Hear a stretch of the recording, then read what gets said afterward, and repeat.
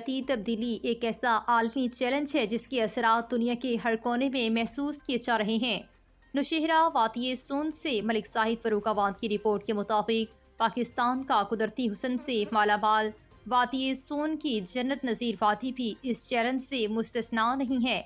जंगलात में आग लगने से कीमती दरख्तों का जलना, ज़ेरे ज़मीन पानी की कमी और दर्जा हरारत में इजाफे जैसे मसाइल ने इस खित्ते को माहौलियाती तवाज़ुन को बुरी तरह मुतासिर किया है। इन्हीं चैलेंजेस से निपटने के लिए वादिय सोन के मरूफ समाजी कारकुन मलिक जवेद अख्तर अवान ने 1 साल कबल एक मौसर माहौलियाती इक़दाम का आगाज किया। उन्होंने मुकामी कम्यूनिटी को मुतहर्रिक करते हुए मिलियन ट्री प्लांटेशंस ग्रुप के क़याम की बुनियाद रखी। इसी तसलसल में वादिय सोन के मरकजी शहर नौशेहरा के जनूब जानिब गंजाय पहाड़ पर मुख्तलिफ पौधों के 1000 बीज और पौधे लगाए गए। इससे कबल वादिय सोन के मुख्तलिफ इलाकों में ट्री कैंपेन में इस साल 14,000 फलदार पौधे लगाए गए।